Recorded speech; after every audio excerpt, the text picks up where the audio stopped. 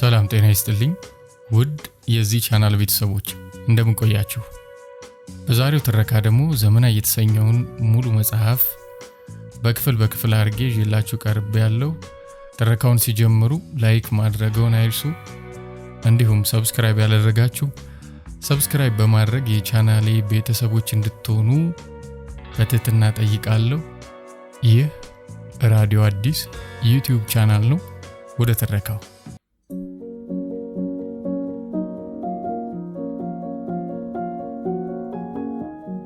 ዘመናዊ ደራሲ ታዲዮስ ጥሩአየሁ። ክፍል 1። ሰው ኑሮውን የሚያጣፍጠው በምንድን ነው? በስኳር ወይስ በማር? ሲጀመር ኑሮ በምን ተቀምሶ ነው መጣፈጡና መምረሩ የሚለየው? በምላስ? ድሮ ስንማር ምላስ በራሱ 3-4 ቦታ ተከፋፍሎ ጫፉ ለጣፋጭ ነገር፣ መካከለኛው ለመራራ ነገር፣ የዳርና ዳሩ ምናምን እየተባለ ይከፋፈላል። ስለዚህ ምላስ ራሱ መቅመሻ ቢሆንም እሱም ቢሆን ይሸነሸናል። ለሚያጣጥማቸው ጣዕሞች ድንበር አበጅቷል። ድንበር ደግሞ ተውሳክ ነው። ነገሮች ድንበር ሲበጅላቸው ነው አትድረስብኝ አልደርስብህም የሚመጣው። አጥር አልባ ነገር ለሁሉም ለሰው ከብቱም ክፍት ነው። ክልከል አይኖረውም። ነፃነቱ ያይላል። ሕጎች ያንሱበታል። ሕግ ደግሞ ከድንበር የባሰ ድንበር ወለድ ተውሳክ ነው። ሕግ አይምሮ አለኝ ብሎ ለሚያስብ ሰው ትልቅ ስድብ ነው። ሰው የማስተዋል ደረጃው ሲወርድ ነው ሕግ የሚረቀቅለት። ሕጎች ደግሞ እንደየአጥሩ ይለያያሉ። ከአጥሩ ወዲያ ባሉትና ከአጥሩ ወዲህ ባሉት መካከል የሚኖሩ የአስተዳደር ወይም የሕግ ልዩነቶች አሉ። ልዩነቶች ባይኖሩ ሲጀመር አጥሩን ባላስፈለገ ነበር። ታዲያ እንደየአጥሩ ሕጉ ሲለያይ በ100 አጥሮች ውስጥ 100 ሕግ ኖረ ማለት አይደለ? ሕጎቹ የሚረቀቁት ለማን ነው የሚለው ጥያቄ ደግሞ ትልቁን ነጥብ ይይዛል። ብዙ ጊዜ እንደውም ሁሌ ሕጎች የሚረቀቁት የአጥሩን የውስጠኛ ነዋሪዎች ኑሮ ለማሻሻል ሳይሆን ከአጥሩ ወዲያ ያሉትን ለመቃረንና ወዲህ መጥተው መኖር ቢፈልጉም ፈጽሞ እንዳይመቻቸው ለማድረግ ነው። ታዲያ ከዚህ ወዲያ ተውሳክነት አለ? የለም። ኑሮ መሮኛል። በምኔ እንደቀመስኩት ግን አላውቅም። ብቻ የሆነ ነገሬን ምርር ሲለኝ ይታወቀኛል። ስራ መስራት ያስጠላኛል። ገበያ መውጣት ያናድደኛል። ልጆቼ ያናድዱኛል። ባለቤቴ ያናድደኛል። ትዳር ራሱ ያናድደኛል። ዝም ብሎ መናደድ ምንድነው? ሴት ልጅ ነኝ፣ ለዛውም ባለ ረጅም ቀሚስ። ረጅም ቀሚስ ለስራዬ እንደማይመቸኝ ማንም ያውቃል። ግን ሁሉም ያምርብሻል ይሉኛል። ባለቤቴማ ጭራሽ ሱሪ ስለብስ ያኮርፋል።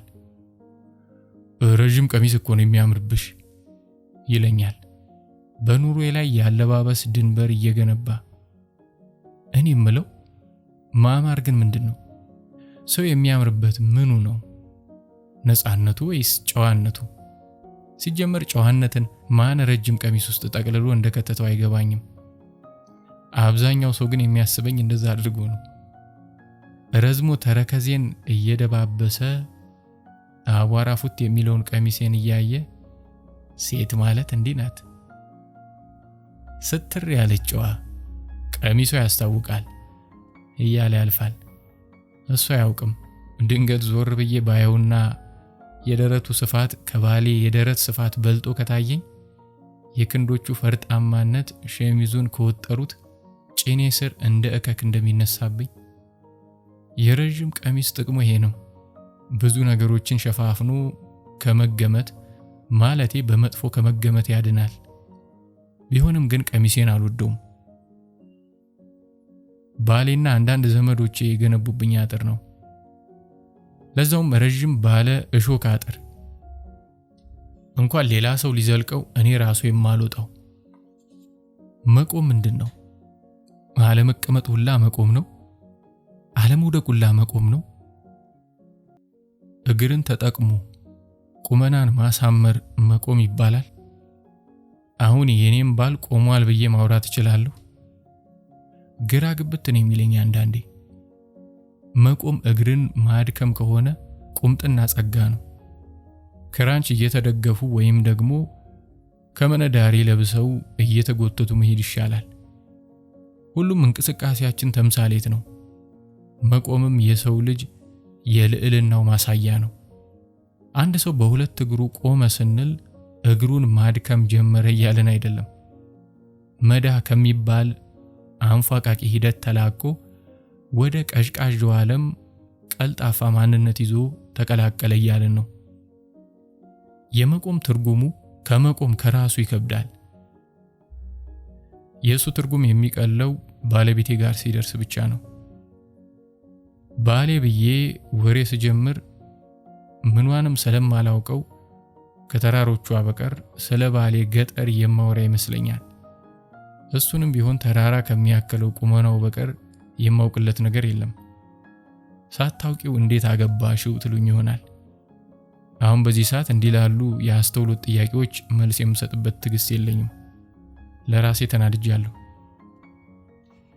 እያንዳንዱ ንግግሬን የማያቀርበው በንዴት እየዘበዘብኩ ነው። እድሜ ለባሌ እምበርዘው ነገር ያልቅ እንደሆነ ነው እንጂ ንዴቴ እንደሆነ አያልቅም። ልሳምሽ ይለኛል። እኔ ደግሞ ጠጥቶ ሲስመኝ አልወድም። ብርሌ የጎረስኩን የሚመስለኝ፣ በዛ ላይ ሰክሮ የሚስመኝ አሳሳም ያናድደኛል። ቅጥ የሌለው መጨማለቅ ነው የምንጨመላለቀው። ወይ አልሳመኝ፣ ወይ አላሰኝ፣ ወይ አልጎረሰኝ፣ ዝም ብሎ ምራቅ መበራረስ። ንጹሑን ምራቅ ከአተላማው ምራቅ ጋር። አትስመኝም አልኩት። ካልሳምኩሽ ብሎ ሙጭጭ አለ። ባህሪውን አውቀዋለሁ። ቅድም አላውቀውም ስትይ አልነበረ ብትለኝ አልሰማህም። የጠየቀውን ነገር ከተከለከለ በጣም ይናደዳል። ንዴቱ ደግሞ ከባድ ነው። በጥፊ ሁላ ሊሞላልኝ ይችላል። እኔ ደግሞ ከነኩኝ ክፉ ነኝ። ዝም ያልኩ ልምሰል እንጂ በረጅም ቀሚሴ የተከለልኩ ልዝብ ሰይጣን ነኝ። አጠገቤ ባለ የጠርሙስ ጆግ አናቱን የሚበትነው። በዚህ ያመራው ነገር በቀላሉ እንደማይቋጭ ማን መገመት ይችላል። ነገሩን ከለጠጥነው እስከ ፍቺ አለያም አንደኛችንን እስከ ሞት ሊያደርስ የሚችል ነው። ስለዚህ ችክታውን መፈታተን አልፈለኩም። እንዲስመኝ ሳይሆን በከንፈሩ እንዲጨመላለቅብኝ ፈቀድኩለት። እሺ አልኩት። ለዚህ ነው የባሌን መቆም የምጠራጠረው። በከንፈር ክልከላ ብቻ ሊናድ የሚችል ትዳር ነው እንመስረት ብሎ ያስመሰረተኝ። አለመፈታታችን አብሮነታችንን ትዳር ያስብለዋል። ማለቴ እስክንፋታ ነው አብረን ያለነው የሚመስለኝ። የሆነ ቀን በዚህ ሁኔታው የማይሆን ደረጃ እንደምንዳረስ ይታወቀኛል። ባሌ አሁንም ቢሆን በሁለት እግሩ ቆሟል ብዬ ማሰብ ይከብደኛል። በሁለት እግሩ ሰው ሲቆም መዳህ መተው አለበት። ዳዴም እያለ ቆሞም እየሄደ ከሆነ ይህ ሰው ተምታቶበታል። እንደ ባሌ ሰው ሲያገባ ሰብሰብ ይላል ይባላል። አጅሬ አንዳንዴ ሲለው ታቦት ካላነገስን ገዳም ካልደረስን ይለኛል። ሲነሳበት ደግሞ በየጭፈራ ቤቱ ከወጠጤ ታናናሽ ጓደኞቹ ጋር ሲጠጣ ሲጨፍር አምሽቶ ሌሊት ጨለማ እየሰነጠቀ ወደ ቤቱ ይመጣል። ሰው ሲወልድ ይረጋጋል ይባላል። አጅሬው ልጅ መውለድ የጠቀመው ከልጆቻችን አስተማሪዎች ጋር ለመደባደብ ነው። በቀደም የሆነ አስተማሪ አቡቱን ሰደበው ብሎ እስከ ዳይሬክተሩ ቢሮ አባሮታል። በመከራ ዘበኛ ይዞት ወጥቶ አቡቱም ከትምህርት ቤቱ ሊባረር ተወስኖ በስንት ጥረት ነው ልጄን መልሼ ወደ ትምህርት ቤቱ ያስገባሁት። ታዲያ ይሄ ሰው ቆሟል? ደሞ እኮ ጅል ነው። እምቢ ብለው በዛ ደረጃ ሊናደድ የሚችለው ሰውዬ እሺ ስለው እንደ ሕፃን ልጅ ነው የሚፈነጥዘው። ከንፈሬን እንዲስመኝ ፈቅጄለት እስከ ጡቶቼ ይስመኛል። በጡቶቼም አይገታም። ልውረድ ይላል። የፈራሁት አልቀረም። ጡቶቼን መገላለጥ ጀመረ። ንዴቴ ሲብስ ታወቀኝ። ግን ደግሞ የማልቋቋመው ከንዴቴም የባሰ ሌላ ስሜት ሲቆሰቁሰኝ ይሰማኛል። ግን ይህን ስሜት ልሰማው አልፈለኩም። እኔ ስራ ትርፍ ሰዓት አምሺ ተብዬ ከስራ እሱ ትርፍ ገንዘብ ለአጥፋ ብሎ ከመጠጥ ቤት መግባታችን ነው። የቢሮ ልብሴም በፒጃማ ለመቀየር ሳወልቅ አይቶኝ ነው ልሳምሽ የመጣው።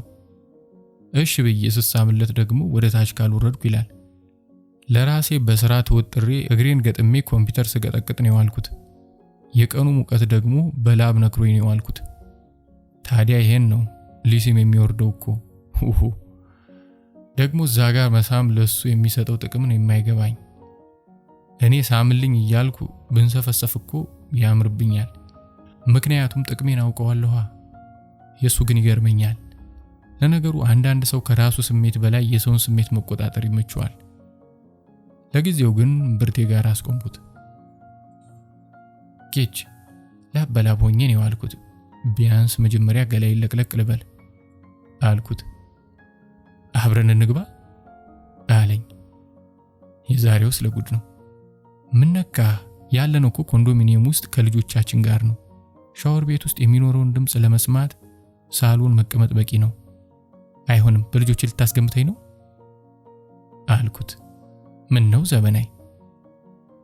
ኡፍ እሺ በቃ ቶሎ ታጥበሽ ነይ ብሎኝ እየተነጫነጨ ከመኝታ ቤት ወጣ። ዛሬ ግን በዚህ ሁኔታው አወላልቆኝ ማደሩ አይቀርም። ነገ እግሬን አሰፍቼ ወደ ስራ ቦታ ሲሄድ ይታየኛል። ደግነቱ ረጅም ቀሚስ ስለምለብስ አይነቃብኝም። አንዳንዴ ስራ የምሰራበትን ምክንያት ለራሴ ስጠይቀው መልሼ ግራ አጋባለሁ። ለምንድን ነው ስራ የሚሰራው? ኮምፒውተር ብርቅ ሆኖብኝ እሱን ስቀጠቅጥ ለመዋል? በዚህ ኢንኩቤተር ቤት ውስጥ ቁጭ ብዬ በላብ ተዘፍቄ አሳሳ እየሸተትኩ ወደ ቤቴ ለመግባት? በማገኘው ደሞዝ ኑሮዬን ለመደጎም? ሻፋዳ አለቃዬን በረጅም ቀሚሴ እልህ ለማስገባት? እሱ ሁሌ ረጅም ቀሚስ መልበሴን አይወድም። የሥራውን ያለባበስ ደንብ ጥሰሻል ይለኛል ሁሌ። እኔ ግን አውቄበታለሁ ከጠጣ ሰው ደንብ በላይ እየተሸፈነው ባቴ እንደሚያንገበግበው። ወይስ እንደ አንዳንድ ሴቶች እቤት ቁጭ ብሎ ከመዋል ይሻለኛል ብዬ ነው። ብቻ ምክንያቴ ለራሴ አይገባኝም። ከወር እስከ ወር ትርፍ ሰዓቱን ላይ እየገባው ሰራለሁ። የማመጣው ደሞዝ ግን ፋይዳ ሲሰጥ ገጥሞኝ አያውቅም። ባሌ የኔን ደሞዝ 4-5 እጥፍ የሚያገኝ አሪፍ ተከፋይ ስለሆነ የቤት ወጪ ችግር የለብኝም። የኔ ደሞዝ ሲጀመር ስራዋ ባንክ መቀመጥ ብቻ ነው። ባሌ የቤቱንም የመጠጡንም ወጪ ቀጥ አድርጎ መሸፈን የሚችል ሰው ነው። ታዲያ እኔ ለምንድን ነው ስራ የምሰራው?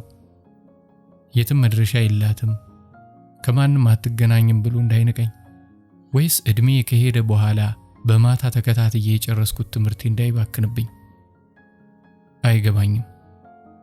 ዛሬ መስሪያ ቤታችን ፔሮል የሚዘጋበት ቀን ነው። የወሩ የሰራተኛ ደሞዝ ከነትርፍ ሰዓቱ፣ ከነቅጣቱ፣ ከነግብሩ፣ ከነጡረታው የሚሰላበት ቀን። በዚህ ሰሞን በብዙ ብሮች ላይ የማዘዝ ሙሉ ስልጣን አለኝ። ከፈለኩ አንድ የማልወደው የድርጅቱ ሰራተኛ ካለና እሱን ማንከራተት ከፈለኩ ልክ እንደተሳሳተ ሰው የሰራውን ትርፍ ሰዓት ቆርጬ ንጹህ ደሞዙን ብቻ ሂሳብ ሰርቼለት ለ1-2 ሳምንት ከስራው በተጓዳኝ በየፋይናንሱ ቢሮ እንዲንከራተት ላደርገው እችላለሁ። እድሜ ለቤቱ የአሰራር ጎታታነት። ሻፋዳው አለቃዬ እየተክለፈለፈ ወደ ጠረጴዛዬ መጥቶ ዘበናይ ሰውየው ለነገ ሪፖርቱ እንዲደርሰኝ ስላለ ስራውን አፍጥኙ፣ ካላለቀም እዚሁ አምሽተሽም ቢሆን ጨርሰን መውጣት ግዴታችን ነው አለኝ። ሰውየው የምንለው ባለ ድርጅቱን ነው። ይህች ሽቦ ነገር አላት አለያቴ ኮረንቲውን አይቶ አይኑ ውስጥ የምትንቀለቀለዋን ተንኮላየዋት። እንዳየሁበት አወቀ መሰለኝ። በቅቡ ሊሸፍናት ጨፈን አድርጎ ፊቱን ወደ ሌሎቹ ሰራተኞች አዙሮ ሌሎቻችሁ በሰዓታችሁ ትወጣላችሁ ብሎ ወደ ቢሮው እየተካለበ ገባ። አብዛኞቹ የፋይናንስ ሰራተኞች ጸባዩን ስለሚያውቁት እንደኔ አይን ውስጥ ያለችውን ተንኮል ባያነቧትም እንኳን ምን እንዳሰበ ከልምድ መረዳት ይችላሉ። ሁሉም ማለት ይቻላል በተለያየ መንገድ የአጅሬው መርፌ ደርሷታል እየተባለ ይወራል። የሆነ ጊዜ ላይ ነው እንደውም የፋይናንስ ሴቶችን እስከ ደሞዝ ከፋይዋ ድረስ ቀምሶ ገርቦ ሰልችቶት ወደ ምርት ክፍል ሴቶቹን ላገብቶ እዛ ከኦፕሬተሮች ጋር ተጣልቶ አስፈራርተውት ነው የተወው ይባላል። አጅሬው ቀላል ሰው መስሏቸዋል። ሳስበው ነገርየው ላይም ጀግና ይመስለኛል። ግን በዚህ ከባሌ የሚሻል ወንድ ይኖራል ብዬ አላስብም። ውዱ ባለቤቴ በስንት ነገር አንጀቴን አሳርሮ ቂሜን ሁሉ የሚያስረሳኝ እኮ በወንድነቱ ነው። ያን ያህል ከብዙ ወንዶች ጋር የማሳለፍ እድሉ ባይገጥመኝም የሱን አይነት ወንድ ግን ገጥሞኝ አያውቅም። እንዴት በይ በሚያሰኝ ስሜት እንደሚደፍቀኝ እኔ ነኝ የማውቀው። ታዲያ ይሄ ከውካዋ እሱ ላይ ይደርሳል አይመስለኝም። 11 ሰዓት ሲሆን ሁሉም ሰራተኛ እየተነሳ ወደ ቤቱ መውጣት ጀመረ። ሁሉም ባልደረቦች ተሰናብተውኝ ሲወጡ በስንብታቸው ውስጥ ሽሙጥ ያከሉበት መስሎ ነው የተሰማኝ። ፈስ ያለበት ዝላይ አይችልም አይደለ ተረቱስ። ሰላምታቸውን እየሰነጠቅኩ ፈገግታቸውን እየተረጎምኩ ቁጭ ባልኩበት ሁሉንም ተሰናበትኳቸው። ሁሉም ከወጡ በኋላ ፈራው መሰለኝ ሽንቴ ድንገት ደርሶ ውጥር አደረገኝ። ፊኛዬን ውጥር አድርጎ አፈንድቼው ካልወጣሁ ብሎ ሲይዘኝ ጠረጴዛው ስር ያስቀመጥኩትን ባዶ ኮዳ አንጠልጥዬ ቅርቤ ወዳለው የሰራተኞች ሽንት ቤት ዲዲዲዲዲ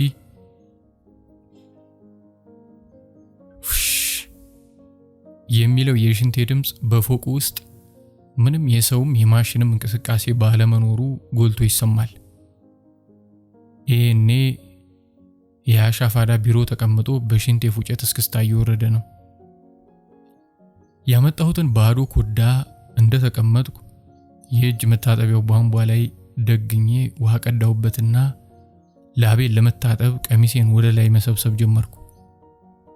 ግን ማለት ነው መቼም ሊስማሙ የማይችሉ ነገሮች ቢኖሩ ረጅም ቀሚስና ባለመቀመጫው ሽንት ቤት ናቸው። ቁጢጥ ብለን መሽናት፣ ቁጢጥ ብለን ቾፍ ማድረግ ለለመድን ሰዎች የዚህ አይነቱ ሽንት ቤት ምቾት አልባ ነው። አሁን ቀሚሴን እንደ ጫት በብብቴ ነክሼ ልይዝ ነው። ቃሚዎች ለምን ጫት እንደዛ መያዝ እንደሚወዱ አይገባኝም። የቃሚዎች ባህል ነው ወይስ ሳይታወቃቸው አንዱ ካንዱ ኮፒ ያደረጉት ልማድ ነው? ያስቁኛል። እዛው አርፌ ሁሉም ሰራተኛ በጋራ የሚጠቀምበት ባለ ቁጢጥ ሽንት ቤት ብገባ ይሻለኝ ነበር። እንዳያልፉት የለም አለ ያ ሰውዬ። የሽንት ቤቱን ጣጣ አልፌ ባዶ ኮዳዬን አንጠልጥዬ ወደ ቢሮው ጣጣ የመጣሁ። ተሽከርካሪ ወንበሬ ላይ ቁጭ ብዬ ባዶዋን ኮዳ ወደ ጠረጴዛው ስር ወደ ቦታዋ እንደወረወርኩ አጅሬው ክቡክቡ እያለ መጣ። ምን ሊያወራኝ እንደሚሞክር አውቀዋለሁ። እንኳን እኔ ሁሏም ወደ የቤቷ የሄደች ባልደረባ ተብዬ ሁላ ለቤቷ ቁጭ ብላ ቡናዋን አስቀርባ የምትገምተው እኔ የምገምተው ነው። አውቃለሁ ነገ ምንም አላደረግንም ብዬ ባወራ ማንም ሰራተኛ እንደማያምነኝ። ሁሉም ስለሱ ችክታ ያውቃሉ። አንዴ እድሉን ያገኝ እንጂ በተአምር ሳይቀምስ እንደማይላቀቅ ምለው ተገዝተው ይናገራሉ። እና የኔ ተስፋ ምንድነው? አይሆንም ብዬ ብገግም ስራ አደጋ ላይ መውደቁ ነው። በዛ ላይ ውጪ ያለው ሰራተኛ በሙሉ የሚያምነው እያደረግን እንደሆነ ነው። ነገ ከነገ ወዲያ እንቢ ስላልኩት ቂም ይዞ ከስራ ቢያባረረኝ በቶ ሲበቃው አባረራት መባል አይቀርም። ስሜን ደግሞ ወደዋለሁ። በክፉ እንዲነሳ በምንም አይነት ሁኔታ አልፈልግም። ስለዚህ እንደ ሴትነቴ መላ መምታት ይኖርብኛል። ከጀርባዬ ትከሻዬ ላይ እጁን እንደ ዘበት ጣል አድርጎ ሳይታሰቡ በሚመስሉ ግን ሆን ተብለው በተሴሩ እንቅስቃሴዎች ጣቶቹን ከልብሶቼ ኮሌታ እያሳለፈ ከአንገቴ ቆዳ ጋር ማነካካት ሲጀምር በጭንቀት ምራቄን ዋጥ ሳደርግ ከንፈሮቹን ወደ ጆሮዬ ቅርፊት አስጠግቶ ፈራሽኝ እንዴ አለኝ። ድምጹን ባልተለመደ ሁኔታ አሸርሙጡ። እውነትም ፈራሁ እንዴ? አይደረግም በተአምር። ይልቅ የዛሬውን መሰናክል ለማለፍ እስከ ተወሰነ መንገድ ድረስ ልፈቅድለት ግድ ነው። ለዚህ ነው ጣቶቹ ከአንገቴ አካባቢ ቀስ እያሉ ከከውካዋ ሰው በማይጠበቅ ዝግመት በትከሻዬ አድርገው በብብቴ ስር አቋርጠው ጡቶቼ ላይ ሲያርፉ ቀዝቃዛ ውሃ እንደቸለሰበት ሰው ድንግጥ ብዬ ቁና አየር በአፍንጫዬ ማግ አድርጌ ዝም ያልኩት። አሁንም እነዛን ሽርሙጥ ቃላቶቹን ይዞ መጥቶ በጆሮዬ በሶስት ልጅ ተጠግቦ የማይረግብ ጡት ማግኘት ተአምር ነው አለኝ። ቀጥሎ ጉንጬን ሳመኝ፣ ቀጥሎ አንገቴን፣ ቀጥሎ ፊቴን አዙሮ ከንፈሬን። በእርግጥ እዚህ ደረጃ እስኪደርስ የፈቀድኩለት ለስራዬ የህልውና ብቻ ተጨንቄ ነው አይመስለኝም። እኔ ብሰራ ባልሰራ ባለቤቴን ለኑሯችን በቂ ገንዘብ እንደሚያስገባው አውቃለሁ። ይህን ስራ ብለቅም ባለቤቴ ብዙ ሰው ጋር ስለሚተዋወቅ ሌላ አማራጭ ስራ ማግኘቱ ያን ያህል አይከብደኝም። ታዲያ ለምን ይህን ሰው የዚህን ያክል ታገስኩት? ካገባው ወዲህ ከሌላ ወንድ ጋር ምንም አይነት ግንኙነት ፈጽሜም ሆነ ተሸፋፍጄ አላውቅም እና አሁን ነገርየውን ልሞክረው ሳልፈልግ አልቀረሁም መሰለኝ።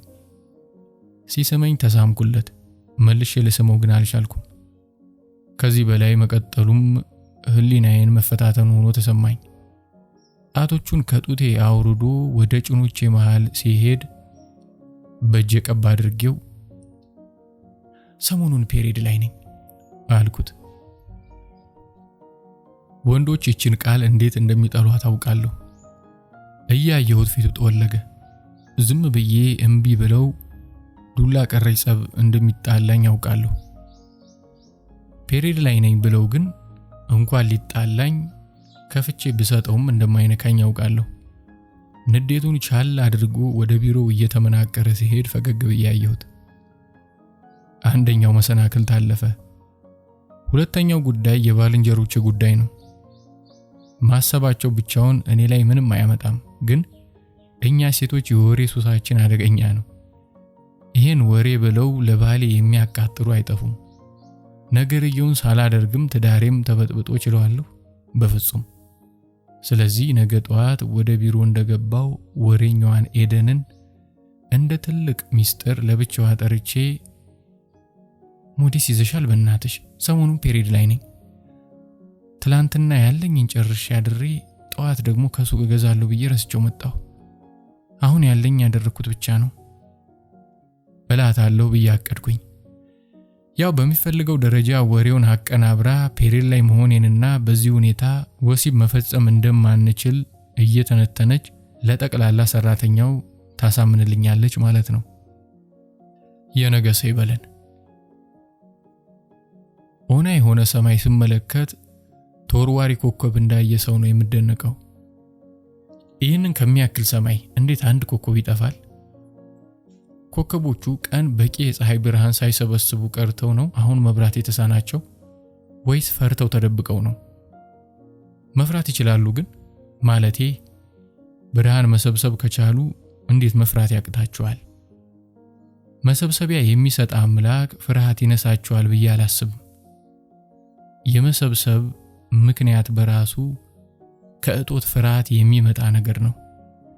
ማጣትን የፈራ ሰው መሰብሰብ ላይ ተግቶ የሚሰራው። ስለዚህ ኮከቦች ሊፈሩ ይችሉ ይሆናል። ሰማዩም ኦና የሆነው የሆነ ነገር ፈርተው ተደብቀው ሊሆን የማይችልበት ምክንያት የለም። ግን ማንን ፈርተው ይሆን የሚለው ነው ጥያቄው። ኮከብ ምን ሊፈራ ይችላል? ስገምት ኮከቦች የሚፈሩት ወርዋሪያቸውን ይመስለኛል። ስለ ሳይንሱ ብዙ አላውቅም፣ ግን በተለምዶ ተወርዋሪ ኮከብ የምንለው ነገር አለ። ተወርዋሪ ካለ ደግሞ የወርዋሪ መኖር ግድ ነው። እንደ ምናልባት ሰሞኑን ብዙ ኮከቦች ሳያስቡት ተገፍትረው እየተወረወሩ ስቃያቸው በዝቶ እሱን ፍራቻ ይሆን የተደበቁት? ወርዋሪያቸው ግን ማን ይሆን? ማለቴ ምን አይነት ጭካኔ ነው ኮከብን የመሰለ ፍጡር ከዛን ያህል ርቀት ገፍትሮ መወርወር? አያሳዝኑ? ወይስ መወርወር ስራው ነው? በሰውኛ ብናየው ውትድርና ሀገር መጠበቅ ምናምን እየተባለ የዳቦ ስም ይሰጠዋል እንጂ ቀጥተኛ ስራው ግድያ ነው። የወታደር ዋነኛ ስራው መግደል ነው። የትኛውም ወታደር ጦር ሜዳ ላይ ሰው ሲገድል አያዝንም፣ ስራው ነዋ። እና ምናልባት ያ ኮከብ ገፍታሪ በሰውኛ ውትድርና እንደምንለው ምናልባት ግፍትርና የሚባል ሙያ ከተባለ ላይ የተሰማራ ይሆናል። እሺ ተሰማሪው ካለ ደግሞ አሰማሪው ማን ይሆን የሚል ጥያቄ ይቀጥላል። ግን የዚህ መልስ ቀላል ነው። ከሰይጣን ውጪ ማን እንዲህ ያለ ተንኮል ይወዳል? እሱ ነው የሚሆነው። ስራዬ ብሎ እያስገፈተረ የሚያስፈጥፍጣቸው። ግን ምን ይጠቅማል? ለነገሩ እሱ ለጥቅም ብሎ አይደለም የሚሰራው። ሴትዮ እግሬ ላይ ወጣሽብኝ እኮ። ምን ሰማይ እያሳይሻል? መንገድሽን እያየሽ አትሄጂም? ምንድነው በአንዴ ድንፋታ? ጥያቄና ምክርን ለማቀላቀል መሞከር። ደግሞ ሴትዮ ነው ያለችኝ። ለነገሩ ከሴት የሚጠበቅ ንግግር ነው። ይህን የረገጥኩት ልጅ ወንድ ቢሆን ኖሮ እናቱ ይለኛል። ካልሰማሁት ቆንጆ ወጣሽብኝ እኮ ብሎ ይቀጥልና ይሄንንም አልሰማ ካልኩት አቦ ምን አባቱ ሆና ነው ሰው ላይ ስትወጣ አይሰማትም እንዴ ብሎ የሚቀውጠው። ይሄንንም ጩኸቱን አልሰማ ካልኩት ግን አንድ አሪፍ የሙሉ እጅ ጥፊ ለአደባባይ አይሆኑም ተብለው ተመርጠው ከተቀመጡ አስማት ስድቦች ጋር ያበረክትልኛል። ወንድ እኮ ምንም ቢያደርገኝ አይከፋኝም። ወንዶች ለኔ ብዙም አይጠሙብኝም። እኔ የምጠምባቸው ይሆን እንደሆነ እንጂ እንደዛ ከውካዋ አለቃዬ። ሴቶች ግን ገና ለገና በስሊፐር ጫማ ተረገጥኩ ብላ አይደለ ሴትዮ ብላ ያንባረቀችብኝ። አሁን በሷ ቤት እኔን ሴትዮ ብላ ቀስም መስበሯ ነው። አሁን በእናታችሁ ምኔ ነው ሴትዮ? ጡቴ እንደሆነ 3 ልጅ አጥብቶም የክብር ዘብ ይመስል ቀጥ እንዳለ ነው። የፊቴ ቆዳ ሊፋቅ እንደተወጠረ ሌጦ ነው። አንድ ጥፋትም ሆነ ስብራት የለውም።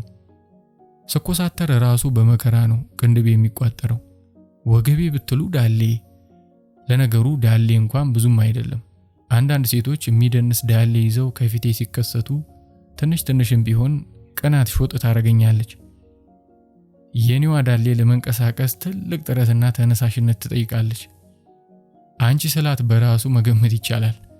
በተረፈ ምንም ሴትዮ የሚያስብለኝ ነገር የለም። ይቅርታ አላየውሽም ነበር ብዬ አልፌያት ወደ ታክሲው ተራ ልሰለፍ ተጠጋሁ። ከሴት ጋር አፍ መካፈት አልወድም።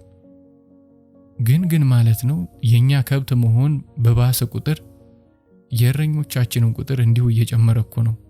ደግሞ እኮ የሚገርመኝ እረኞቻችንም ሌሎች ሳይሆኑ ከኛው መሃል ነቃ ያሉ ከብቶች መሆናቸው ነው።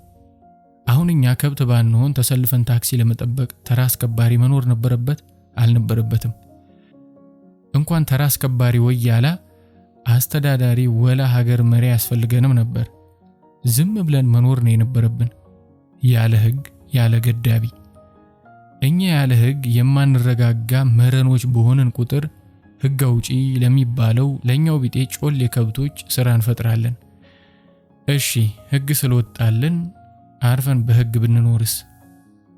ለምን እንገዛለህ ያልነውን ህግ እየጣስን ለሌላ ጉልበተኛ ከብት የህግ አስከባሪነት ስራ እንፈጥራለን? ለምን የተስማማንበትን ህግ እያፈረስን ለባሰ ጉልበተኞች ጉልበተኝነታቸውን እናሳያቸዋለን? እኛ ወጣ ባንል እነሱ ግቡ እያሉ ባልኮረኮሙን፣ በኩርኩማቸው ጉልበታቸውን ባልመዘኑብን፣ እኛም ባልፈራናቸው ነበር። እንደፈራናቸው ሲያውቁ ነው በራሳቸው ስልጣን ህግ መለወጥ እንደሚችሉ ያመኑት። ያኔ ነው እኛን በኩርኩማቸው ብቻ የፈለጉትን ማድረግ እንደሚችሉ የነቁት። የኛ ከብትነት እረኛ አብዝቷል፣ ጅብ አሰልጥኗል። ገና ብዙ መዘዝ ያመጣል። ሰልፍሽን ያዢ ቆንጆ አለኝ ተርዚና የወጠረ ተራ አስከባሪ። አይ ወንድ የተባረከ ፍጡር፣ ጫት ጎርሶ እንኳን ክፉ አይናገርም። ይሄኔ ተራ አስከባሪዋ ሴት ብትሆን ሴትዮ አይንሽ አያይም እንዴ? ይሄ ተደረደረ ሁሉ ሰልፈኛ እኮ ነው። ዝም ብለሽ ሰተተ ስትይ ይሉኝታ እንኳን የለሽም እያለች በተንጣጣችብኝ ነበር። ሴቶች ግን እልቅና ሲሰማን ባገኘናት አምባ መግነን እንወዳለን። ማለቴ የሆነ የማናውቀው በቀል ከውስጣችን ያንሰራራል። መቼ እንደተወለገ ራሱ አናውቀው። ጉዳይ ለማስፈጸም ከፊታችን የሚመጣው ሰው ሁሉ ገንገበት ይመስለናል። የቀበሌ ሰራተኛ ሆነን መታወቂያ ሊያወጣ አንዱ መጥቶ ፈርም ስንለው እስክሪብቶ ስጪኝ ካለን እንደ ትልቅ ቀሽም ፍጡር እናየዋለን። የሀብታችንን ግማሽ እንጋራ ያለን ያህል እስክሪብቶ መስጠት ይተናነቀናል። እስክሪብቶ ይዞ መዞር እንደ ሰውነት መለኪያ እናረገውና ዞር ብለን ወደ አንዱ አጋራችን ሰው እንዴት እስክሪብቶ ሳይዝ ከቤቱ ይወጣል እንላለን ለመሳቅ እየሞከርን አለመያዙን እንደ ድድብና እየቆጠርንበት። ሴትነት ከባድ ነው። በተለይ ለቢጤያችን ሲሆን ይብሳል። ዛሬ ሆስፒታል ምጥ ይዟት በምትጮህ ሴት የሚያላግጡት ወንድ ነርሶች አይደሉም። ወንድማ የሴትን ባይችልም ደግሞ ቢያላግጥም አይገርምም። እሱ ምጥን በምንም አይነት ሁኔታ ለማየት እድሉ አይኖረውማ። እኛ ግን ትላንት አምጠን እየየ ያልን ወልደን ወይ ደግሞ ነገ አምጠን እየየ ብለን መውለዳችን ላይ ቀር ዛሬ በሴት ምጥ እናሾፋለን። ማናባሽ ከፍተሽ ስጨዋለሽ መጀመሪያ እያልን እንሳለቃለን። ይሄን የምለው ስለደረሰብኝ ነው። የመጨረሻ ልጄን አቡታን ስወልድ ጌች በአጋጣሚ ለሥራ ጉዳይ ወደ ጊንጪ ሄዶ ስለነበር ሆስፒታል ያደረሱኝ ጎረቤቶቼ ናቸው። እና ያን በሚያክል ሐኪም ቤት ውስጥ አጠገቤ ሰው ባለመኖሩ ሁለቱ ጎረቤቶቼ ካርድ ምናምን ለማውጣት ይሯሯጡ ስለነበር ከመርፌ በፊት ያደነዘዘኝ የነርሶቹ ነቆራ ነበር። ደግሞ እኮ ሁሉም ሴቶች መሆናቸው ነው። ይሄኔ ጌች አጠገቤ ቢኖር ኖሮ በእርግጠኛነት የአንደኛቸው አይን በጥፊ ጠፍቶ ነበር። የጌች እኮ ልዩ ናት። ብቻ እኔ ጥሩ ሴት አይገጥመኝም። ጥሩ ነን ብዬም አላስብም። ችግር ያለብን ፍጥሮች ነን። የእድል ነገር ሆኖ ታክሲዎች በተከታታይ መጥተው የተሰለፍነውን ሰልፍ እያቃለሉት በመጨረሻም ተራዬ ደርሶ ታክሲ ውስጥ ገባሁ። የተቀመጥኩበት ወንበር ላይ ተቀምጦ የነበረ ወንድ እንደሆነ ለመገመት አልከበደኝም። ልጁ ጎረምሳ የሚል ጠረኑን ወንበሩ ላይ ጥሎት ነው የወረደው። እኔ ደግሞ ስቀመጥበት ጠረኑ እኔ ላይ ልክክ ያለ ይመስል ሽክክ አለኝ። ምናልባት ጠረኑ ላይ ተለጉዶ ሊቀር ይችላል። ይህን ጠረን ከራሴ የሽቶ ጠረን ጋር ተቀላቅሎ ሳስበው አጥወለወለኝ። ባለቤቴ አምሽቼ ስገባ ብዙም ደስተኛ አይደለም፣ ግን የወሩ መጨረሻ አካባቢ አብዛኛውን ጊዜ ስራዬ እንደሚያስመሸኝ ያውቃል። የዛሬው ግን ከተለመደው ሰዓት ውጪ ነው። ከስራው ወጥቼ ታክሲ ቶሎ ስላገኘው በጣም አርፍጃለሁ። ያው አርፍጃለሁ የምለው በእማወራ ሰዓት አቆጣጠር ነው እንጂ እንደ አባወራ ቢሆንማ ገና ጃኬቴን ደርቤ ከጓደኞቼ ጋር ለመገናኘት ከቤት የምወጣበት ሰዓት ነበር። ማለትም አሁን ሰዓቱ 2 ሰዓት ሆኗል ማለት ነው። አጅሬው ደግሞ ሳመሽ ደስ አይለውም። ቀንቶ ምናምን አይደለም። እኔ በሌለሁበት ቤት ለደቂቃ መቆየት ስለማይችል ነው። ቀን እኔ በሌለሁበት ሰዓት ቤት ድርሽ እንደማይል አውቃለሁ። እኔ የምመጣበትን ሰዓት ጠብቆ ይመጣና ምንም እኮ አያረግም። መኝታ ቤት እስክገባ ጠብቆ በሆነ አጋጣሚ ስገባለት ያው ለሱ አጋጣሚ ይምሰለው እንጂ እኔ ሆን ብዬ ነው የምገባው። ተከትሎኝ ይገባና ቅፍ አድርጎ አንገቴ ስር ስሞኝ ጠረኔን ማጋ አድርጎት እየተፍለቀለቀ ጃኬቱን ደርቦ መጣው ጓደኞቼ ደውለውልኛል ብሎ ይወጣል። ወይ ደግሞ መሳሙን አርዝሞ ካልተዋሰብን ይላል። ይሄ ነገሩ አንዳንዴ ከስራ ድክም ብሎኝ ስገባ ያናድደኛል። እንደዛ ደክሞኝ ላቤን ሳልታጠብ መጥቶ ልሳምሽ ሲለኝ ብልጭ ነው የሚልብኝ። ግን በቃ አመሉ ነው። ጠረንሽን ወደዋለሁ ነው የሚለኝ ሁሌ። ሽቶ እንኳን ስቀባ ደስተኛ አይደለም።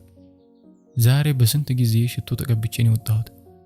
እሱ ላይ ይሄ ላብ ተጨምሮበት የዛ የጎረምሳው ጠረን ተከልሶበት ምን እንደምሸት አላውቅም። ምናልባት ፍየል ሸተው ይሆናል። ይታየኛል አንገቴ ስር ገብቶ ጠረኔን ምጎ ሲቃና ፊቱን እንዴት ኮሶ እንደሚያስመስለው። ስልኬ ቦርሳዬ ውስጥ ሆኖ ሲጠራ ይሰማኛል። ከሱ ውጪ ማንም እንደማይደውልልኝ አውቃለሁ። ይሄኔ ልጆቹን እንዲያጠኑ ቴሌቪዥኑን አጥፍቶባቸው ስልኩን ጆሮው ላይ ለጥፎ በሩ ላይ ቆሞ ከፎቅ ወደ ታክሲው መውረጃ የኮንዶሚኒየም አደባባይ አሻግሮ እያየ ይሆናል የሚደውለው። እየደረስኩ ስለሆነ ስልኩን አላነሳውም። የፀጉር ቤቷ ጥበት፣ የሴቶቹ ቱልቱላፍ ሲደመር ካስክ ሲደመር ካውያ ሲደመር ፓይስትራ ሲደመር የኔ ድብርት እኩል ይሆናል እልም ያለ ሙቀት። ይህቺ ፀጉር ቤት የሰፈሩ አጀንዳ ፈብራኪ ናት። ነዋሪው የፓርላማ ያህል ነው የሚፈራው። የእያንዳንዱ የሰፈር ነዋሪ ጉዳይ እዚህ ጠባብ ጸጉር ቤት ውስጥ በየዕለቱ ይዳሰሳል። በዳሰሳው ላይ ሁሉም ጸጉሩን ሊሰራ የመጣው ሰው የራሱን ትችት፣ የራሱን ነቆራ፣ የራሱን እርግማን፣ የራሱን ምኞት ይሞላበታል። ከዛ ጉዳዩ ማለቴ ወሬው ከስጋቸው ስጋ ነስቶ ከዛች ጸጉር ቤት ራሱን ችሎ ቆሞ ይወጣል። ደግፉኝ ሁላ አይልም። ቀብረር ብሎ ሰፈሪቷን ይሽከረከራታል። በየሰው ጆሮ ሄዶ ይሰገሰጋል። የመንደሩ የቡና ወሬ፣ የጫት ወሬ እሱ ብቻ ይሆንና ይሰነብታል። ሰፈሩ አጀንዳ አገኘ ማለት አይደለም። የብሎኩ ነዋሪ በተቻለው መጠን የሚጥረው ስሙ እዛ ጸጉር ቤት እንዳይገባ ነው። ነፍሱን ገነት ለማስገባት ራሱ ይህን ያህል የሚጥር አይመስለኝም። የጸጉር ቤቷ ዝና በእጅጉ የናኘ ነው። መናኘት ግን ምንድን ነው? መናኘት ሲባል መዋኘት ነው ፊት ድቅን የሚለው። ናኘ የሚለው ቃል ስናራባው እንዴት ነው? ንኝት፣ መናኘት፣ ናኘ እያልን ነው። አንዳንድ ቃሎቻችን ያስቁኛል። ብቻ ያም ሆነ ይህ ዝናዋ የናኘ ነው። ሰሪዋም እጇ አሪፍ ስለሆነ ከሌላ ብሎክ እየመጡ ሁላ የሚሰሩ ነፍ ናቸው። እኔም ወሬያቸውን በጠላውም እንዳልቀር የሚያደርገኝ የእጇ ነገር ነው። ተነቃቅሎ ተሰባብሮ ሊያልቅ የነበረው ጸጉሬ ነፍስ ዘርቶ ያማረበት በሷ መሰራት ከጀመርኩ ወዲህ ነው። ጌቾ ጸጉር ቤቱን እየጠላው እንደምሄድ ሲጠይቀኝ እጇ ጥሩ ነው ስለው ሁሌ ይስቅብኛል። እንደዚህ አድርጎ ጣቶቹን አሹሎ ሁለቱን ጣቶቿን በእሳት እያጋለች ነው እንዴ ካውያ የምትሰራሽ? ምን እጇ ታያለሽ እያለ ያላግጥብኛል። እሱ ምን አለበት በደና ጊዜ ተመልጦ ተገላግሏል።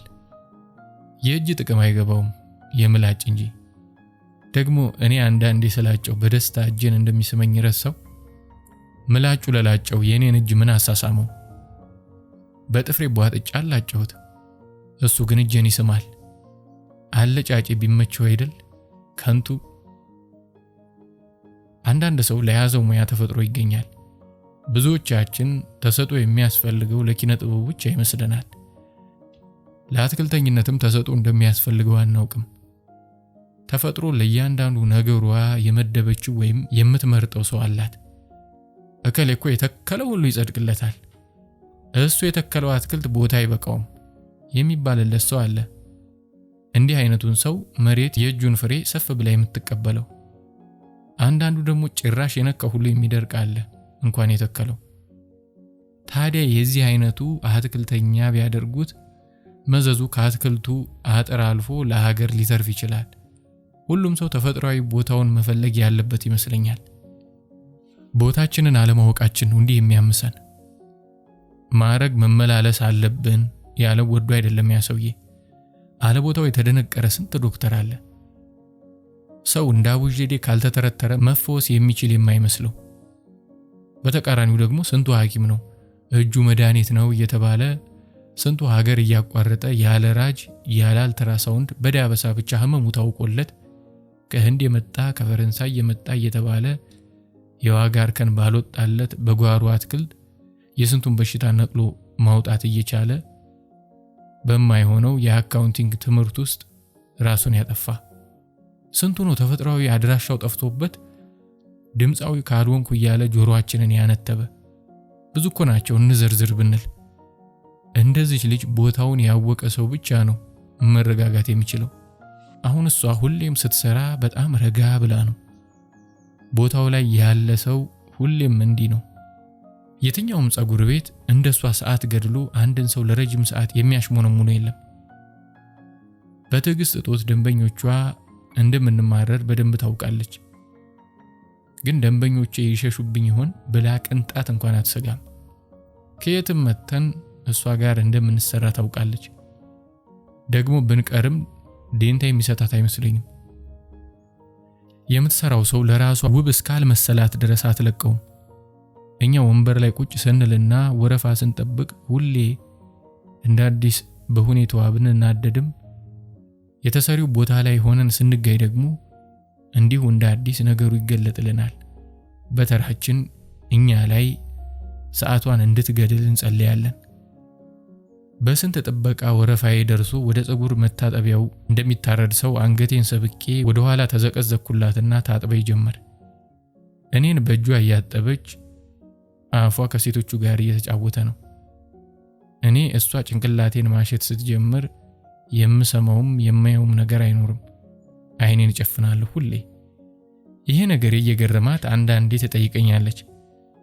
አሁን እንኳንም ለመደችው መሰለኝ ጠይቃኝ አታውቅም። እጆቿ ለእኔ ጭንቅላት ተብሎ የተፈጠሩን የሚመስለኝ። የሚበላኝም ቦታ ማን እንደሚነግራት አላውቅም። ጣቶቿ የሚቧጥጡም የምፈልገው ቦታ ላይ ነው። ረጋ ብላ ወሬዋን እየሰለቀች በነዛ ረዣዥም ጣቶቿ ፎረፎር ያሳበደው አናቴን እርስ ስታደርገው በመካከሉም እፎይታ ስትዘራበት እዛው መታጠቢያው ውስጥ እንደተዘፈቅኩ በጣቶቿ እየበረበረችኝ እድሜን ብትፈጀው እዛው ሸብቼ ብነሳ ደስ ይለኛል። ታጥቤ ስወጣ ምርኩዜን የት ነበር ያስቀመጥኩት ምናምን እስከምል ድረስ። ፀጉርሽ ግን ታዳጊ ነው፣ በየጊዜው ወደኔ በመጣሽ ቁጥር ለውጥ አላጣበትም አለችኝ ፀጉሬን በቢጎዲን እየጠቀለለችልኝ። ፀጉሬ እጅሽን ወዶታል አልኳት። አረ የሰሊን እጅ የማይወድ ፀጉር አለ እንዴ አለች አንድ አፏ ሾል ያለ በቢጎዲን የተጠቀለለች ሴት። እኔ ይገርመኛል፣ እሷ የነካቻቸው ፀጉሮች የሌለ እኮ ነው የሚያሽቃብጡላት። እንደውም ቅድም የሰራሻት ልጅ ድሮ ፀጉሯ እንደዚህ አልነበረም እኮ፣ አንቺ ጋር መሰራት ስትጀምር ነው ፀጉር የመሰለላት። በፊት ምን ታረግ ነበር መሰለሽ እያለች በተገኘው አጋጣሚ የሐሜት በሯን ገርበብ አድርጋ ከፈተችው። እንግዲህ ሌላኛዋ ካስክ ውስጥ ያለችው እሷ ገርበብ ያደረገችውን ጮክ ባለ ድምፅ ቧ አድርጋ ከፈተችው። ውሻ በከፈተው አይደል ተረቱ።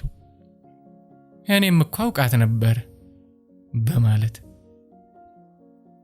ድምፅ ተሰፍሮ የሚሰጥ ቢሆን ይህች ልጅ ገና ድሮ ነበረ ኮተዋን ጨርሳ ዱዳ የምትሆነው። እኔ ግን የማውራት ሞራሉ የለኝም። ማለት የዚህ ቤት ወሬ ራሱ ወገንተኛ ሆኖ የሚነገረው ከወሬዎች ሁሉ ተመርጦ ሐሜት ነው።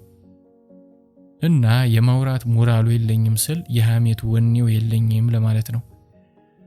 በስርዓቱ ስለ ደህና ነገር የሚያወራኝ ሰው ባገኝና ስቦ ጠርቅ ብሁል ደስታዬ ነበር።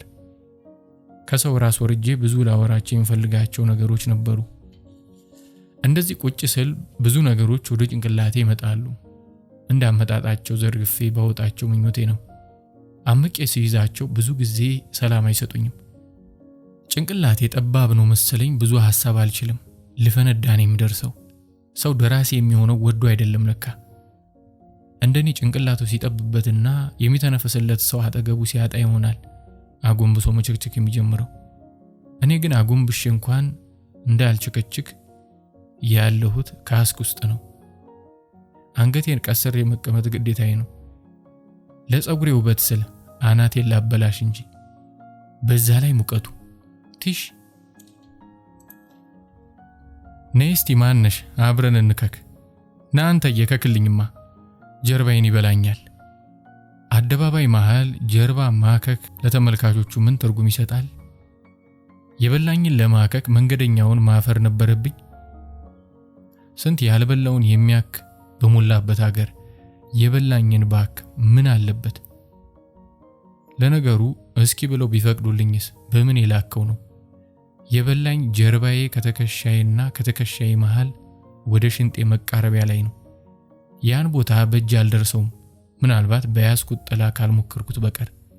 ማነህ እስቲ ቅድም የተላከፍከው? ቁጭ ብለህ አፍህን ከምታሞጠሙት የምታቅፍ መስለህ ጀርባዬን ብታክልኝ ምን አለ? ለነፍስህ ሆነሃለሁ፣ ተለመነኝ። ወይ አንቺየዋ ስልኩን ጆሮሽ ላይ ለጥፈሽ ቂንቂን የምትይው በዳልሽ ስፋት ትንሽም ብቀናም ክፋት ስላላሰብኩብሽ ምን አለበት አንድ ያብረሽኝ ጀርባሽን ብታኪ። ታውቂው የለ የዜጋውን ነገር መንጋነት በፊቱ ያጸድቅሻል። የፈለገ ኃጢአት ይሁን በጋራ ከሆነ የሰራሽው ስህተት አይመስለውም። ወንዶቹን አላየሽም በቡድን ሲጣሉ ብቻ ለብቻ ቢጋጠሙ የማይችሉትን በጋራ ሆነው እሬቻውን ሲያበሉት አልተመለከትሽም? መቼስ ይሄ እንዳለ ይዘሽ አንድ ሁለት ወንዶች አልተደባደቡብኝም ብታይ አላምነው። ሰው ግን እንዴት ትላንት ታጥቦ ዛሬ ያካል? በእርግጥ ላባም ነኝ፣ ግን ይሄ ተጋነነ። ደግሞ እንደ ዛሬ አይነት አበላል በልቶኝ አያውቅም። የመንገደኛው ይሉኝታ ተጨምሮበት እጄ አልደርሳለኝ እንጂ ደርሽበት ቦታውን ባገኘው በጥፍሬ ፍንቅል ነበር የማደርገው። የሚገርም አበላል ነው የሚበላኝ። እንደ ፍየል ግንድ መታከክ ሁላ ነው ያማረኝ። ናስቲ አንተ ወያለ በአንድ ትንፋሽ ያን ሁላ የቦታ ስም እየጠራህ ካልወሰድኩሽ ከምትለኝ እዚሁ ሰውነቴ ላይ ያልደረስኩበት ቦታ አለ፣ እዛው ሰደኝ። እጀርባዬ መሃል አውርደኝ፣ እየጠየቅከውን እከፍልሃለሁ። ሹፌርዬ ላንተም ቢሆን ጋቢና ተቀምጬ እንደፈለክ እጀነጀንልሃለሁ። ስልኬን ሁላ ሰጣለሁ። ማርሽ ለመቀየር ሰንዝረህ ማርሹን የሰዓት ኳስ መስለህ እጅህን ጭኔ ላይ ብትጥደው ምንም አልልህም። ሙት ስልህ ብቻ አንተ ጀርባዬ ጋር አድርሰኝ፣ የማደርግልህን አታውቅም። በዩኒቨርሲቲያችን ላይ ያልተደረሰባቸው እጅግ በጣም የራቁ ጉዟቸው ዓመታትን የሚያስከፍል ፕላኔቶች እንዳሉ ሰምቻለሁ። ርቀታቸውን ሳስበው ግን ከኔ ጀርባ የሚበልጡ አልመስላለኝ። እውነቴን ነው። እነዛን ፕላኔቶች 10 የሚሆን 20 ዓመት ተጉዞ መድረስ ይቻላል። የኔን ጀርባ ግን ይሄው 35 ዓመት ሙሉ ልደርሰው አልቻልኩም። ከዚህም በኋላ የመድረስ አቅም አይኖረኝም። እንደውም ጭራሽ እየራኩ ነው የሚሄደው። እኔ የምለው ግን እድሜም 35ቱን ሰተታለው ማለት ነው። ለ45 ጉዳይ ነኛ። አይ ጥሩ ነው። እኔን የሚያሳዝነኝ ግን በ35 ዓመቴ ማከክ አለመተዌ ነው። ሲያክ የሚያምርበት ልጅ ነው። ልጅ ለነገሩ ምንም ቢያደርግ ያምርበታል። ግን አንድ ሕፃን ገና በደንብ በእግሩ መሄድ ያልጀመረ ልጅ ጀርባውን በልቶት ለማከክ ሲጣጣር መመልከት የመጨረሻ መሳጭ ነገር ነው። ሲቲን ሰወልደ ነው ለመጀመሪያ ጊዜ ይህን ጉድ ያየሁት። ጉንፋን ታማብኝ ለ4 ቀን እንዳያባብስባት ብዬ ሳላጥባት ቆይቼ በ4ኛው ቀን ማታ ላይ ነበር እንደዛ እጇን ቀስራ ስትጣጣር ያየኋት። በመጀመሪያ እንዳየኋት በጣም ነበር የተገረምኩት። እንዲህ የሚያምር ነገር ከዚህ ቀደም አላየሁም ነበር። ብዙ ጊዜ ሕፃናት ከእንቅልፋቸው ተነስተው ሲያዛጉ በጣም ውብ ናቸው ይባላል። ግን ይሄ ከዛም በላይ ነው። ፊቷ ላይ ያየሁት የለ ስሜት ያራስልህ ምን እንደሚመስል ማሰብ ነው እንግዲህ። የእጆቿ ለመድረስ የሚደረግ መንጠራራት፣ የእግሮቿ ጣት መወጣጠር፣ የወገቧ ወደ ውስጥ መሰበቅ ከቅንድብ አሰቃቀሏ ጋር ሲደማመር አፍዛ ደንግዝ ነበረው። ወዲያው ነገርየውን ጌቾ ነካነካ አድርጌ ጠርጌ ሳሳየው እንደኔ ሊመሰጥበት ቀርቶ ጭራሽ ተናደደብኝ። ወዲያው ሄዶ በተቀመጠችበት ጀርባዋን በስሱ አከክ ሲያደርግላት ፊቷ ላይ ያየሁት የእርካታ ስሜት ጌቾ ጭኔ ስር ፊቱን ቀብሮ ሲገባ የሆነውን አይነት ነው። አሁን ራሱ መጥቶ እሷን እንዳደረገው ጀርባዬን በጥርሱ መድምዶ በጨረሳቸው ጥፍሮቹ አከክ ቢያደርግልኝ ስሜቴ ከዚህ የሚተናነስ አይመስልኝም። ና ማነህ ጌቾ? ጭኔ ስር ከምታርመጠምጣቸው ምላስህ ጀርባዬን መሃሏ ላይ ነካካልኝ። እነዛን ጡቶችን የሚፈትሉትን ጣቶችን ጀርባዬ ላይ አሰማራቸው። ያኔ ስምን ከዚህ ቀደም ተጠርቶት በማያውቅ መልኩ ጠራዋለሁ። ያለኝን ቁልምጫም ሁሉ አንተ ላይ ጨርሳለሁ። ብቻ አንተ ጀርባዬን ዳብስልኝ። ያልደረስኩበትን ቦታዬን ድረስልኝ። መንገደኛው ምን ይላል ብዬ አልሰጋም። በሚገርም ሲቃ አደባባዩን የማናውጠው መንገዱ እስኪዘጋጋ ድረስ፣ አሰፋ መዝገቡ ጠዋት በሬዲዮ እስኪዘግበው ድረስ። የፈጣሪ ሥራ ፈትነት አንዳንዴ ይገርመኛል። እውነት አሁን ካልጠፋ ቀን እሁድን ምን አስፈጠረው? እሁድ ለኛ ምን ያደርግልናል? በአንድ እሁድ ፈንታ አንድ ደና ነገር ቢፈጥርልን ምን ነበረበት? ለነገሩ አሁንም ቢሆን አልረፈደም። እሁዱን ወስዶ ሌላ ነገር ሊቀይርልን ይችላል። ቀናነቱ ካለው ችግሩ የሱ ነገር አያስተማምንም።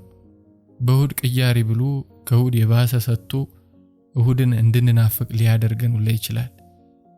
እሁድ ሰንበት ብቻ አትመስለኝም።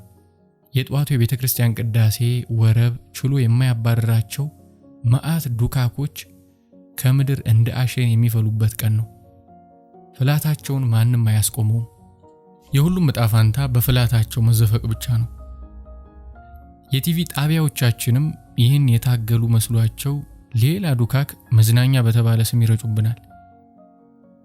አለዋቂ ሳሚ ንፍጥ ይለቀልቃል አይደለ ተረቱስ የሚለው። ዱካክ ከመቼ ወዲህ ነው ዱካክን የሚያባረረው? እሁድን በጠዋት ካልጋዬ የመነሳት ልማድ የለኝም። ረፈድ አድርጌ እነሳና ቅርባችን ወዳለችው ማርያም ቤተክርስቲያን ሰው እንደሚያደርገው ነጠላዬን ለብሼ ተሳልሜ ጸሎት ስለማልችል ጸልዬ አላውቅም። ከተመለስኩ በኋላ ነው ለልጆቹ ቁርስ ምናምን የምሰራረው። በእርግጥ እኔ አልሰራም ብላቸው ራሳቸው ሰርተው እንደሚበሉ አውቃለሁ።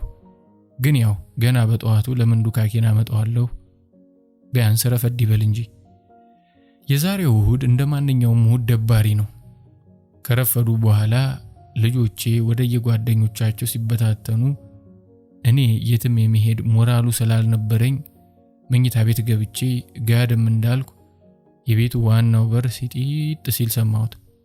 አልዘጋሁትም እንዴ? ሰሞኑን ደግሞ የሆነ አስቀያሚ ድምጽ ማውጣት ጀምሯል። ሲከፈት ሲዘጋ የሚያሰማው ሲጥታ መቅኔ ይሰረስራል። አሁንም ተኝቼ ዝም ካልኩት በዚህ በተረገመ የእሁድ ቀን ነፋስ ወሰድ መልስ ባደረገው ቁጥር አጥንቶቼን ሰርስሮ መጨረሱ ነው። አይገርምም? ግን አንዳንድ ድምጾች በአጥንቱ ላይ ይሰማሉ። ተነስቼ መዝጋት አለብኝ።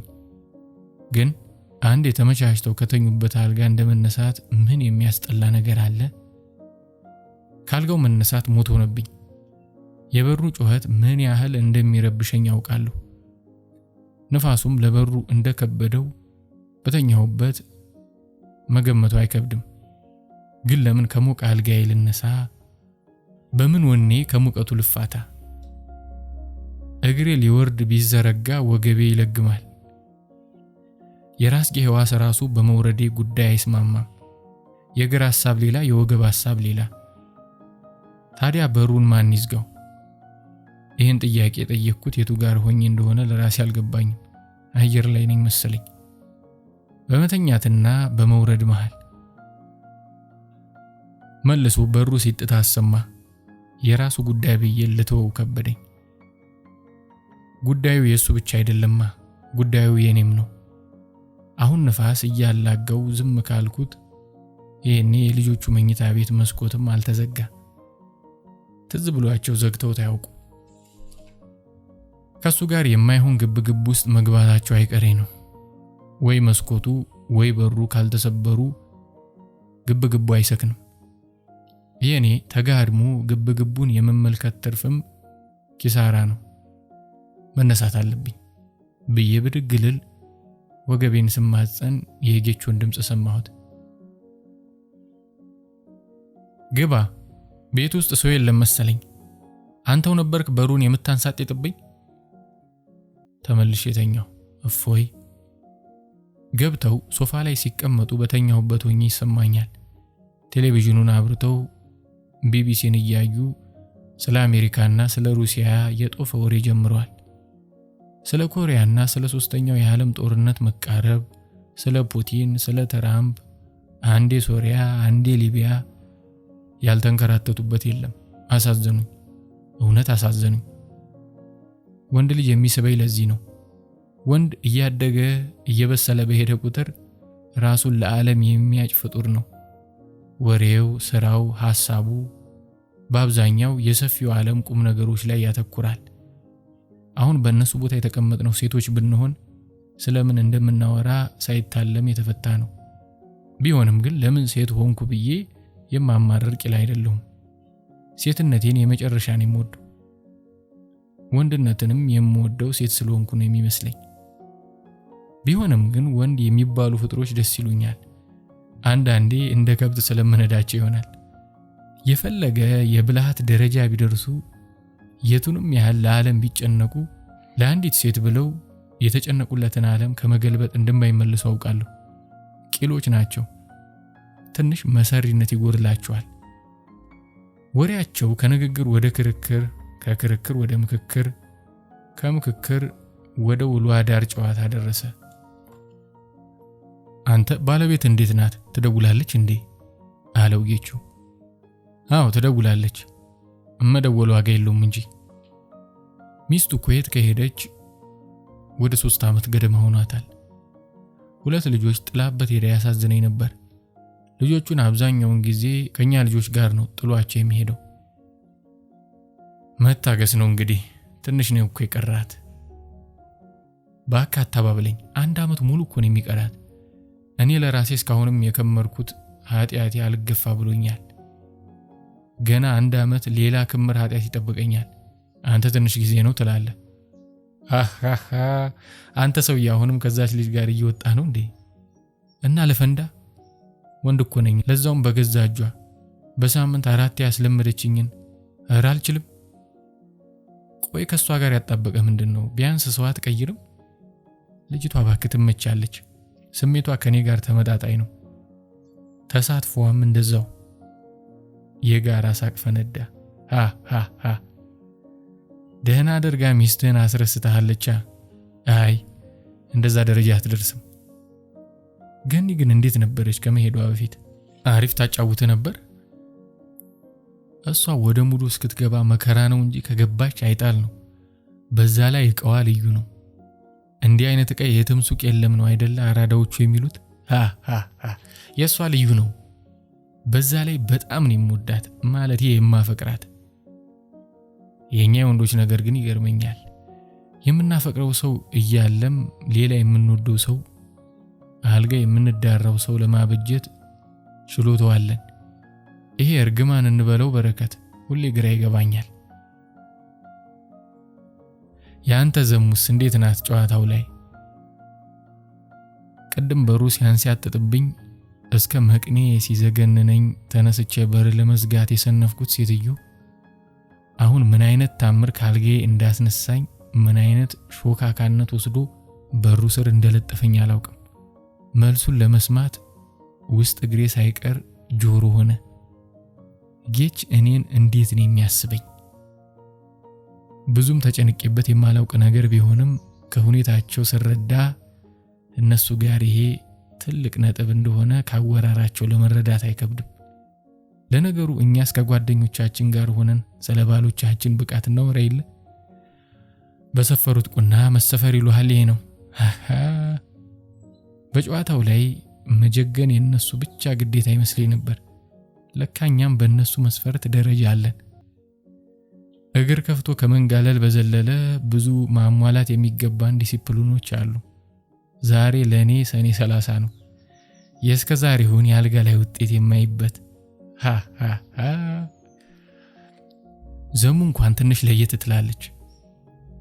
በምን ነው የሚለየው? እንደምለየስ በምን አወቀ? ወይስ ሌሎች እኔን ማነጻጸሪያ ቅምጦች አሉት? ምኑ ይለያል? የሷም ሆነ ሌሎቹም ቀዳዳ ያው ነው። ይቅደድ ያባቴ አምላክ። ቀዳዳ ብቻውን ምን ዋጋ አለው ብለህ ነው? አንተ ካልጠበበ ብለህ ልትሞት ነው መቼስ። እና በፖዚሽን የምትገጭህ እሷ የምትለይብኝ በአሰጣጥም በጥበብም አይደለም። ታውቃለህ፣ የጠረኗ ልክፍተኛ ነኝ። የሰው ላብ እንደማሽተት የምጠላው ነገር የለም። የዘሙ ግን ለኔ ዝባዴ ነው።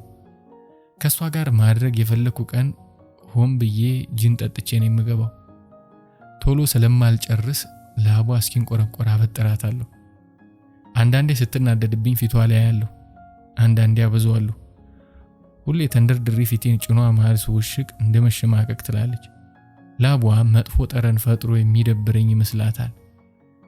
አታውቅም እንደ ጥሬን ከእቃዋ ላይ ሽቶ እንደሚቀረፍ። ሁሁ ሰውዬ ያንተ ባስ ያለ ነው። በዚህ ሁኔታ ላይ በፖዚሽን ብትገጭህ ይለይልህ ነበር። ምን እንደምመኝ ታውቃለህ? ያንተ ምኞት እኮ አያልቅም። እንደው አንድ ቀን እንኳን ከእላይ ሆና ከነላዋ እላይ ላይ ስትንቦራጨቅ ባያት ደስ ይለኝ ነበር።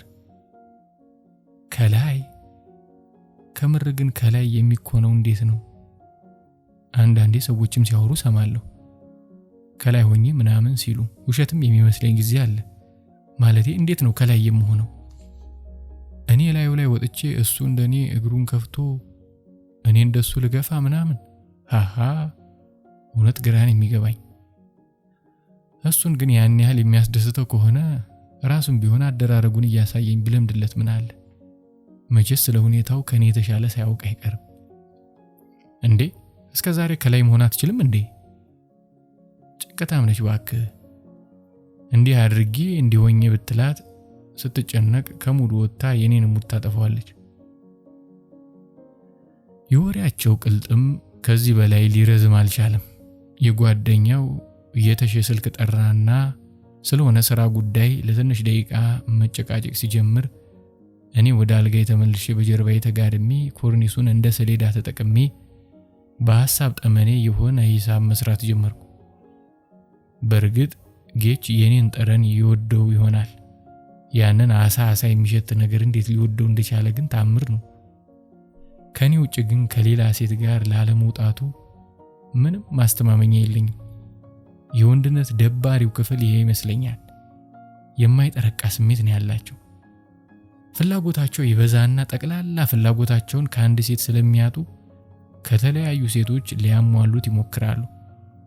ጌች ከኔ የሚወደው ጠረኔን እንደሆነ ተናግሯል። ጠረኔ ማለት ደግሞ በእኔ ልፋት የተገኘ ነገር አይደለም፣ በተፈጥሮ ያገኘሁት ችሮታ ነው። ታዲያ እኔ ከተፈጥሮ ውጪ በራሴ ጥረት ላስደስተው የሚችለው በምንድን ነው? ከላይ በመሆን። እሱን ነገር መሞከር ሳይኖርብኝ አይቀርም። ምናልባት ለኔም ጥሩ ነገር ሳይኖሩ አይቀርም። ሂሂ። አሁን ይህን ጉዳይ ለፌቪ ባማክራት ምን እንደምትመክረኝ ሳስበው ገና ሳቂ መጣ። እርግጠኛ ነኝ ጌቾ ከሌላ ሴት ጋር ሊወጣ እንደሚችል ጥርጣሬን ብነግራት አጣሪና እውነት ሆኖ ካገኘሽው ፍቺው። ወንዶች ድሮም ልክስክስ ናቸው፣ ክብር አይወድላቸውም። አፍንጫውን ይዘሽ ለልጆቹ የወር ተቆራጭነት ትቀበያለሽ። በዛ ላይ አንቺ ሰራተኛ ነሽ። የእሱ ጥገኛ ብትሆኝ ነበር የሚያሳስበው። ምናምን ብዙ የመፋቻ መንገዶች ትመክሬ ነበር። ፌቪ ከአንድ ወንድ ጋር 6 ወር ቆይታ አታውቅም። ሁሌም አቅሟን የምትለካው በወንድ ልጅ ስለሆነ ለወንዶች አትመቻቸውም። እሷም ብትሆን ለነሱ ምህረት የላትም። የሆነ ነገራቸው ከከበዳት እጥፍ ትልባቸዋለች። ከዛ ምን ሆነሽ ነው ምናምን እያለ የሚያዝጋት ወንድ ካለ ከደበረኝ መብት አይደለ እንዴ ነው? ወይስ ወንድ ስለሆንክ ብቻ የፈለካትን ሴት የማግኘት መብቱ ያለ ይመስልሃል? ስማ፣ ሴት መሆን ማለት እኮ መጫወቻ መሆን አይደለም። ሴት ልጅ የራሷ የሆነ ፍላጎትም ሆነ ምርጫ አላት። ሁሌ እናንተ ካልመረጣችሁላት የሚሳካላት አይመስላችሁማ? እናንተ እኮ አሳሞች ናችሁ። ትወርድበታለች። ስለዚህ ይሄን ባህሪዋን እያወቅኩ ለሷ አላማክራትም። በጥበብ ባሌን ወደ ቤቱ ለመመለስ የማረገው ጥረት ለሷ እንደ ውርደት ነው የሚታያት። ደግሞ እኮ ጌች ላያደርገውም ይችላል። ገና ጥርጣሬ ነው። እውነት ሆኖ ነገርየውን እያደረገው ቢሆንና ባውቅበት ምን እላለሁ? ቅናት ነው ልህ ነው ቀድሞ የሚነክስብኝ። እውነት ለመናገር በፊትም ቢሆን ወደ ውጪ የመሄድ ሐሳብ አልነበረኝም። ዛሬ ግን የበለጠ ነገሩን አክርሬ እንዳየው ያደረገኝ የተሸ ጉዳይ ነው። 3 ዓመት ሚስቱ አረብ ሀገር ስትጠገረር እሱ እዚህ ስሜቱን መቆጣጠር ተስኖት ከተለያዩ ሴቶች ጋር እየወጣ ነው። እሷ ይሄን ብትሰማ ምን ትላለች? ለነገሩ እሷስ ከሌላ ጋር አለመጀመሯን በምን እርግጠኛ መሆን ይቻላል? አረብ ሀገር ስለሆነች ብቻ ወንድ አታገኝም ብሎ ማሰብ ዘበት ነው። እሷም ልታረገው ትችል ይሆናል። እኔ በሷ አበቷ በሆንስ? ያማል ወዳጅ ማሰቡ ብቻ ራሱ የሆነ አናት የሚፈልጥ ነገር አለው። እንዴት ተሆኖ ነው ከ3 ዓመት በላይ ከጌቾ ተነጥሎ ማን ተንደርድሮ ጭካኔ ውስጥ ሊገባ? ሂሂ የማይመስል ነገር ነው።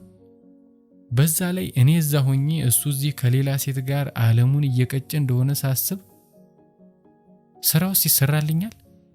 አልወጣም ከዚች ሀገርማ። ከወጣው ከሱ ጋር ተያይዤ ነው።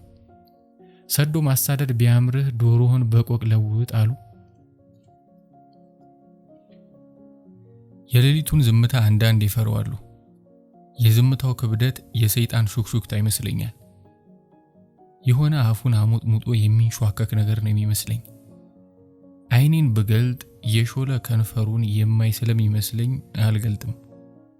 ጌቾ ሁሌ የሆነ ሰዓት ላይ አንኮራፋል። የሱ ማንኮራፋት ሲመጣ ነው ሰላሜን የማገኘው። እንቅልፌ ሁላ የሚመጣው ከዛ በኋላ ነው። ዝምታ ሲበዛ ይጨንቀኛል። የመጨረሻ ምቾቴን የሚነሳኝ ነገር ዝምታ ነው። ቢሮ ራሱ ስሰራ በዴስክቶፑ ድምፁን ቀንሼ ዘፈን መክፈት ልምዴ ነው። በዚህ ነገሬ የማይገረም የለም።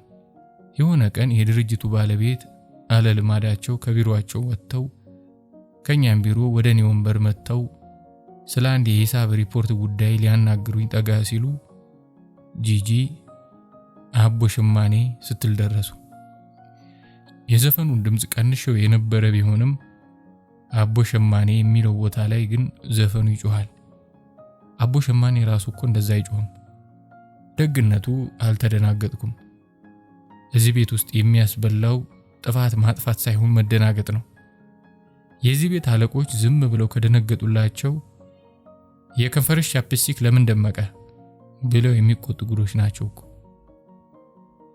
ከዘፈኑ ሪትም ጋር ጣቶቼን ኪቦርዱ ላይ እያንቀሳቀስኩ ጋሼ ምን ልርዳዎት አልኳቸው። ይህቺ ዘፋኛለች እንዴ አሉ ፈገግ ብለው። ጂጂን ፈልገው ነው እንዴ የመጡት? ጂጂን ያውቋታል እንዴ አልኳቸው ከምሬን ተገርሜ። የአገሬው ሰው አይደለሁ አንቺ አውቀሻት እኔ ትጥፋኝ? አይ ዘፈን የሚሰሙ ስላልመሰለኝ ነው። እውነት ግን ሀብታም ዘፈን የሚሰማ አይመስለኝም። ምናልባት ልጆቹ ካልሰሙለት በቀር። በየዕለቱ በሚገርም የገቢና የወጪ የትርፍና የኪሳራ ሂሳብ ተወጥረው ስለሚውሉ ፋታ አግኝተው ሙዚቃ የሚያዳምጡ አይመስለኝም ነበር። አብዛኛዎቹ ሀብታሞች ጊዜ በማጣት በሽታ የተለከፉ ናቸው። ገንዘብ በጨመሩ ቁጥር ራሳቸውንም ማስጨነቅ ነው ስራቸው።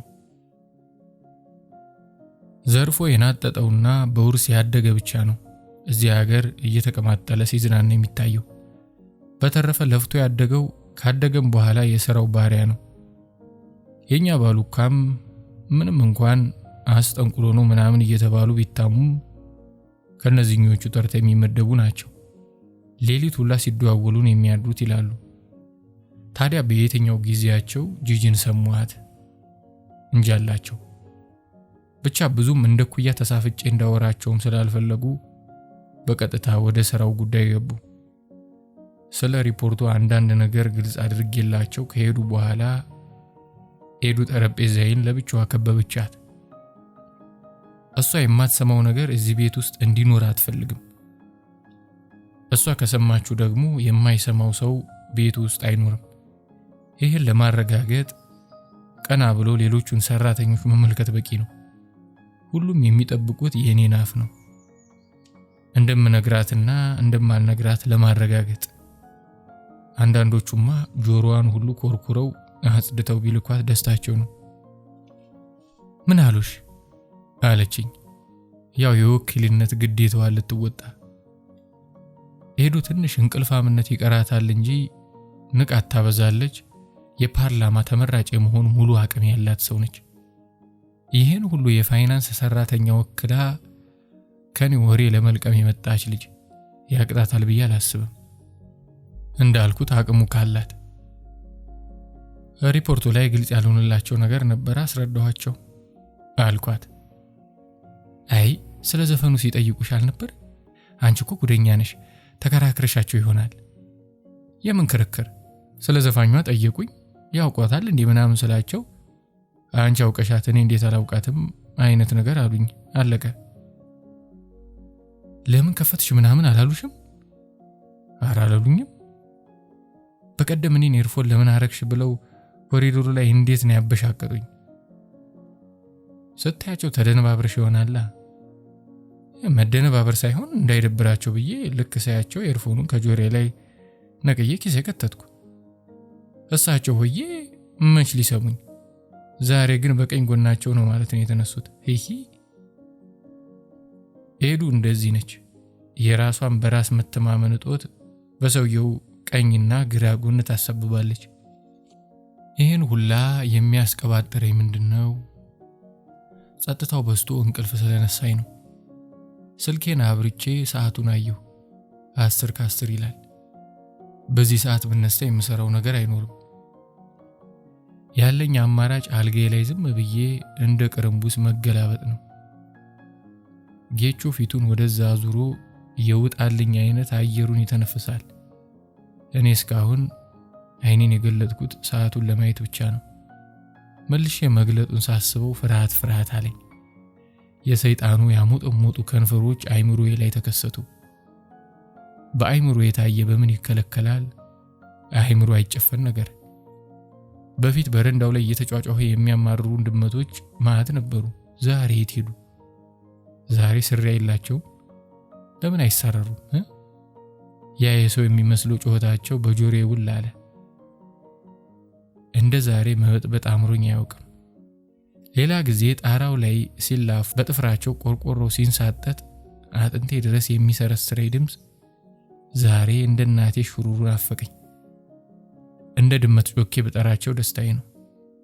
ስሪያ ላይ እንዳለ ድመት ሚያው እያልኩ። ጌች እኔን ማስቀናት የፈለገ ይመስል ዝም ብሎ ይለጥጣል እንቅልፉን። ደግሞ አያንኮራፋም። ምን አለ ቢያንኮራፋ? የሱን ኩርኩርታ ስቆጥር እንቅልፍ ይወስደኝ ነበር። ይህኔ ደህና እንቅልፍ ላይ በሆን ቀንዝሮበት ይቀሰቅሰኝ ነበር። ስንት ቀን ነው ከሚጥም እንቅልፍ እየቀሰቀሰ ካላደረግን ያለኝ። ግን ቀስቅሶ ካላደረግን ብሎ ሙጥኝ ማለትን ለሱ ብቻ ማን የፈቀደው? እኔ ለምንድን ነው እንደዚያ የማለቱ ወኔ የማይኖረኝ? እውነት የሚገርም ነገር እኮ ነው። እንደዛ ብሎ ችግር እንደሌለው አውቃለሁ። ግን ላደርገው ስል የሆነ የሚከለክለኝ በየትኛውም ፍልስፍና ልሰብረው ያልቻልኩት ለኔም የማይገባኝ ፍርሃት አለ። ብጠይቀው እምቢ እንደማይለኝ አውቃለሁ። እንደውም እሱ እንደዚህ ነፃ እንደሆነለት ነው የሚፈልገው። ግን በውስጥ አብሮኝ ያደገው ፍርሃት የሆነ ፍርሃት ቅጡ ያለየ ነገር በምን ላሸንፈው? ራሴ ላይ አብዮታዊ የሆነ ለውጥ እስካላካሄድኩ ድረስ መቼም ቢሆን እንደማይተውኝ ያውቃለሁ። ግን ደግሞ አብዮት ከባድ ነው። በራስ ላይም ቢሆን አብዮት ግልበጣ ነው። ቂጡን አፉን ቂጥ ማድረግ። አንድ ስሜቴን ለማሸነፍ ብዬ ሙሉ እኔነቴ ላይ ለውጥ ማምጣት በራሱ ለሌሎች ለማላውቃቸው አዲስ ማንነቶች ያጋልጠኛል። ከዛ ከነዚህኞቹ አዲስ ማንነቶቼ ጋር እስክተዋወቅ ደግሞ ጀንበር ትጠልቃለች። ማለቴ በአጭር ቃል አዲስ ነገር እጠላለሁ። ምቾት አይሰጠኝም። አዲስ ሳሙና ከምለምድ የለመድኩትን ሳሙና ባጣ ራሱ ከነከኬ እሱ እስኪገኝ የምቆይ ሰው ነኝ። የሆነ የጥሩምባ ድምፅ በቤታችን አቅራቢያ ጡጥ ሲል ክብድ ብሎኝ የነበረው ጸጥታ ግፍፍ አለ። ከንፈሩን አሹሎ የነበረውም ሰይጣን እየሄደ ስለመሰለኝ አይኔን ስገልጥ በመስኮቱ ጠርዝ የብርሃን ፈለግ መታየት ጀምሯል። የሰፈር ወርቅ ዕድል አባር የሆናችሁ አቶ ይጥና ጎሹ ስላረፉ ዛሬ በ4 ሰዓት ነው ቀብሩ ተብላችኋል። ጡጥ። ሁሉም ነገር ለበጎ ነው የሚለው አባባል ለካ አንዳንዴ እውነት ነው። ለምን ሞታለሁ አይባልም። በእኛ የመርዶ ጥሩምባ ስንት ሰው ከገባበት ጭንቀት ይወጣል። ልክ እንደ ዛሬው እንደኔ። አቶ ጎሹ እንኳን ሞቱ ባልልም መሞታቸው ግን አልጠቀመኝም ማለት አይቻልም። መሞታቸው ለበጎ ነበረ። እውነታው ይሄ ነው።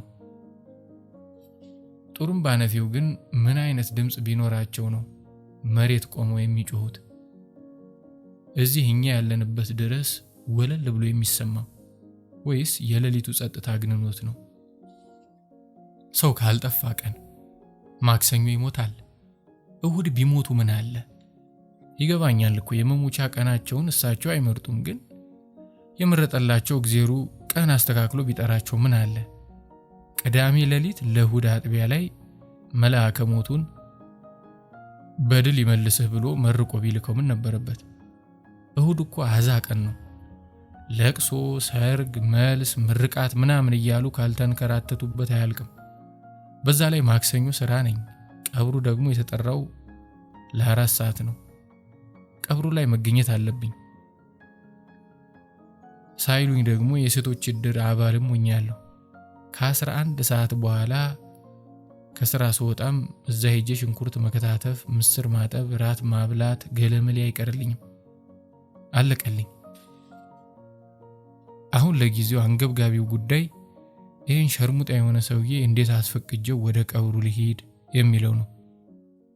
ባለፈው የነበረው መከራው ስላልተሳካ ሲመናቀርብኝ የከረመው አሁን እንዴት እሺ እንደማስብለው አላውቅም። እንደ በፊቱ እኔን ለማሻፈድ ያደርግ የነበረውን ጥረት ቀንሷል። ተስፋ ሳይቆርጥብኝ አልቀረም። ስለዚህ አሁን ሄጄ ባስፈቅደው የመፍቀዱ ነገር አጠያቂ ነው። ለዚህ እኮ ነው ሰው ካልጠፋ ቀን ማክሰኞ ይሞታል ወይ ያልኩት። ቲሽ ዴስክቶፔ ላይ የከፈትኩት ዘፈን አንተ ልጅ አንተ ልጅ አንተ ልጅ የፊቱ ትናፍቀኛለህ ዛሬም እንደ ጥንቱ ይላል። ሚኪያን ወዳታለሁ። በተለይ ይሄን ዘፈኗን የማላውቀው ናፍቆት ውስጥ ይከተኛል። አንተ ልጅ የፊቱ ስትል የፊቶቹን ተራ በተራ አስባለሁ። የመጀመሪያው ከንፈሬን ከሳመኝ ጀምሮ ድንግሌን እስከወሰደው ድረስ ሽር ሽር ብሎ ላንጋኖ ከወሰደኝ ጀምሮ ሳምቡሳ እስከጋበዘኝ ድረስ በአይምሮ ያመላልሳቸዋለሁ። ለየትኛቸው ነው ይሄን ዘፈን የሚገባው? ማን ነው እስካሁን የሚናፈቀው?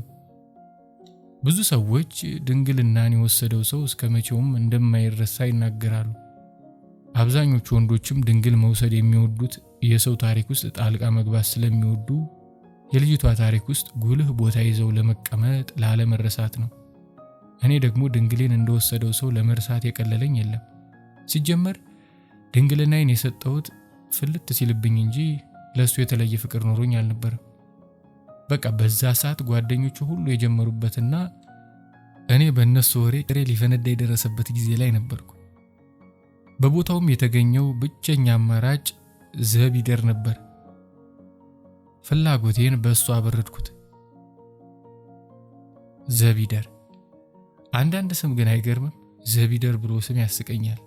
ማለት በትክክለኛው አጠራሩ ዘቢደር ብለው ሲጠሩት፣ ዘብ ይደር ብለው ሲጠሩት ደግሞ እግርህን ሰቅለ ሳቅ አሽካካ ይለኛል። ከዛ በኋላ ለትንሽ ጊዜ አብረን ቀጠልንና ተለያየን።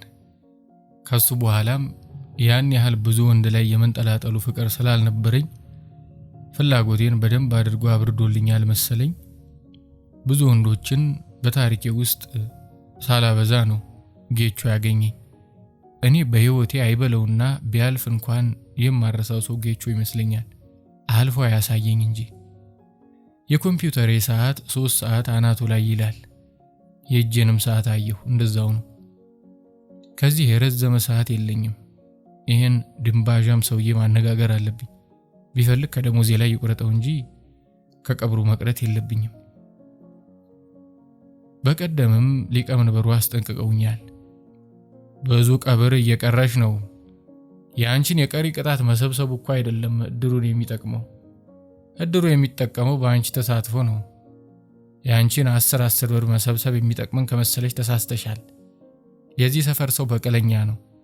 ዛሬ በየሰበቡ እየቀረሽ ብታሰቃይው ጠብቆ ሰው በሚያስፈልግሽ ቀን ባዶ ያረግሻል። ተጠንቀቂ ብለውኛል።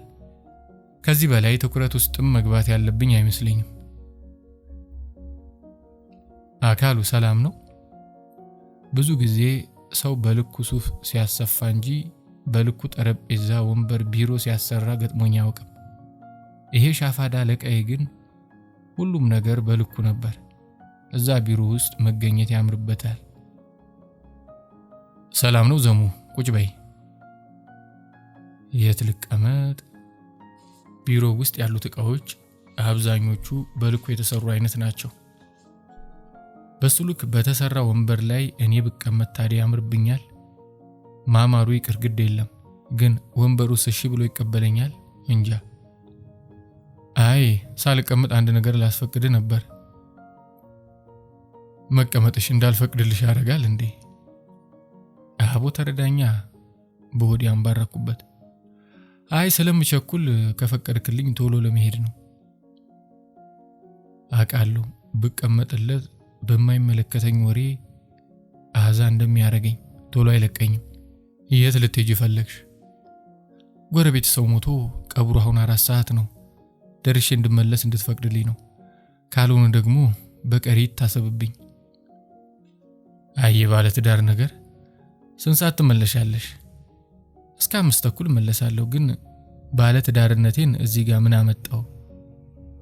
እንደበናደድ ብያለሁ። አይ እናንተ ባለ ትዳሮች ስትባሉ ለቅሶ፣ እድር፣ ቀብር፣ 40 ምናምን የሚባሉ ነገሮች አያጧችሁም ብዬ ነው። ለማንኛውም አንድ ነገር እንስማማ እና ባታገቢ ጥሩ ነበር ለማለት ነው። ቱልቱላ በምንድን ነው የምንስማማው? ከ4 ሰዓት እስከ 6 ሰዓት ልፍቀድልሽ። አስፈላጊ በሆነ ቀን ይችን 2 ሰዓት ታካክሻለሽ። በምን ስራ ታዲያ? መቼስ በሌላ ቀብር አይሆንም። የሞኝ ጥያቄ መጠየቄ ለራሴ አሳፈረኝ። እሺ የበር መውጫውን ፈርመ ስጠኝ አልኩት ፈገግ ብዬ። በዚህ ሰዓት መኮሳተር ብዙም አያዋጣም። ደግሞ ጥርሴ ብዙም ውበት ባይኖረውም እንዲሁ ፈገግታዬ እንደሚመቸው በጭምጭምታ ደረጃ ሰምቻለሁ። ያው ኤደን እያለች ከማን ሰማሹ ተብዬ አልጠየቅም መቼስ። ግን ይቺ የዛሬ ፍቃዱ ሌላ ረጅም መዘዝ ልታመጣብኝ እንደምትችል ሸቶኛል። ደግሞ ሲሸተኝ በደንብ ነው። ከሸተተኝ ይሆናል። ግን በዚህ ሰዓት ከዚህ የተሻለ አማራጭ የለኝም። ለማህበራዊ ህይወት ሲባል እንደሚከፈል መስዋዕትነት ልቁጠረው ይሆን? ብቻ ከሰው ጋር መኖር ካለብን ሰውየውን ባንገድለውም መቅበር አለብን አይደለ? መጣሁልህ አንተ ሬሳ ጠብቀኝ። ይሄ እጀ ረጅም ሰውዬ ለአንተ ቀብር የተዋስኳትን ሰዓት ሳካክስለት እጁ ከጡቴ አልፎ የት እንደሚደርስ አላውቅም። እጁንም እንዴት እንደማስቆመው አላውቅም። እንደውም የሆነ አካሌ እጁን ሳይፈልገው አይቀርም። መጣሁልህ ጠብቀኝ አንተ ሬሳ። እኔ አንተን ለመቅበር ጨዋነቴን ጥያቄ ውስጥ በሚከታ ሐሳብ ውስጥ ተንቦራጭቄ ማለፍ ግዴታ ይሆናል። እንዲያም ሆኖ ጠብቀኝ። በሰዓቴ ደርሼ ቤተ ዘመድ እያለ እቀብራለሁ። ወደ ነባር ማንነትህ ልካለሁ። ጠብቀኝ።